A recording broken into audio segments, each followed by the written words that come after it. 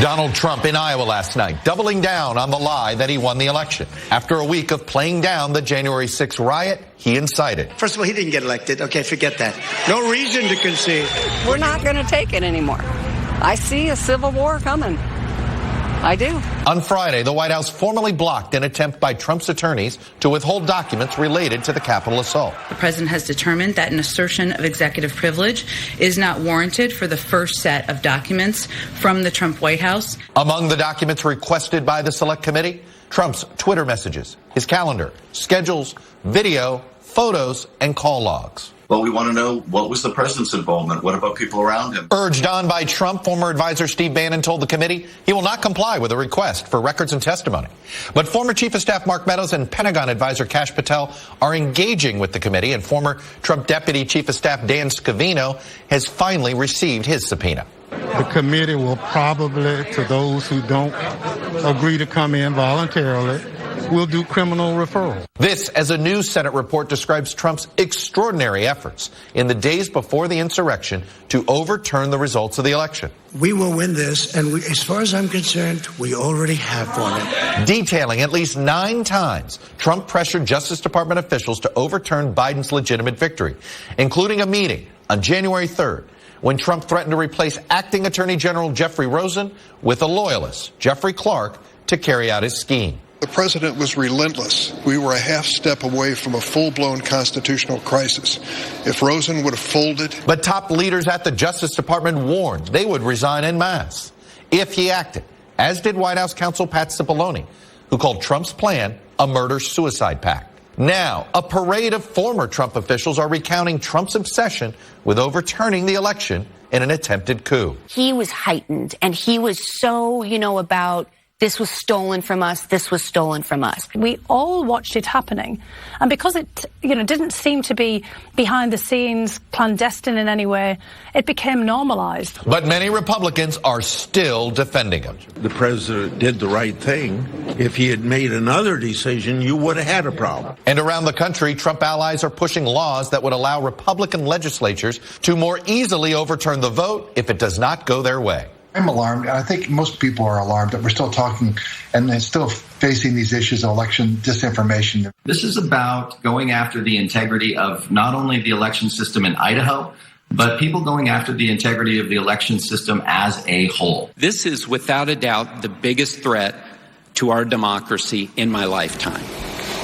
And joining me now is Senator Sheldon, Whitehouse of Rhode Island. He is a member of the Senate Judiciary Committee, which wrote this report on former President Trump's efforts to overturn the election using the Justice Department as cover to do it. Senator Whitehouse, welcome back to Meet the Press. Thanks. Good to be on with you.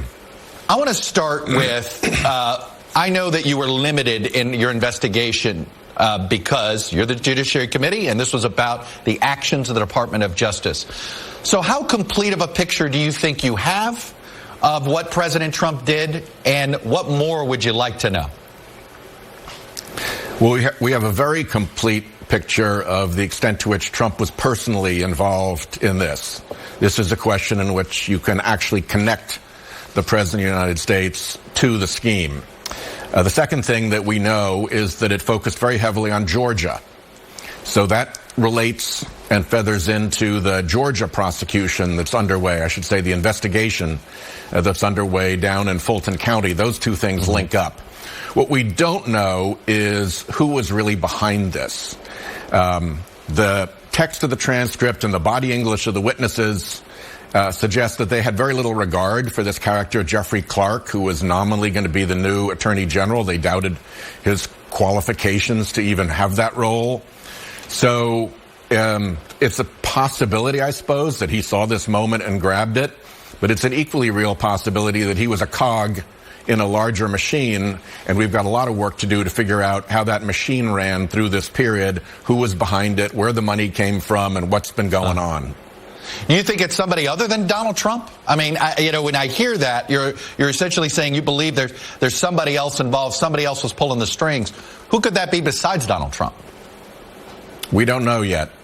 But, this guy jumped to a dark money enterprise. So he's been taken care of, Jeffrey Clark. There was a lot of activity around this with members of Congress. There's just a lot left to be learned. And particularly, as the old saw goes, follow the money. Who was paying for this stuff, and how did it all work? The fact that that these are former Trump appointees that have divulged what clearly, at least Mr. Rosen and some others, clearly are divulging this because they were alarmed at the pressure campaign they were under. You have seen these folks behind closed doors. Shouldn't the public see this? I mean, we have a credibility problem thanks to the former president. Shouldn't the public see these folks under oath telling this story to the American public? Yes, absolutely. It's really telling stuff. And when you consider that these were Trump appointees, people who are willing to go right to the chalk line, and in my view, even over it, when those folks saw this as outlandish and illegal and something that they'd all quit before they'd participate in, that shows how berserk this had gotten. And with that question, we then go on to the further question of, okay, how was this organized? Was this really just one little guy in the Department of Justice with a wild idea? I doubt it.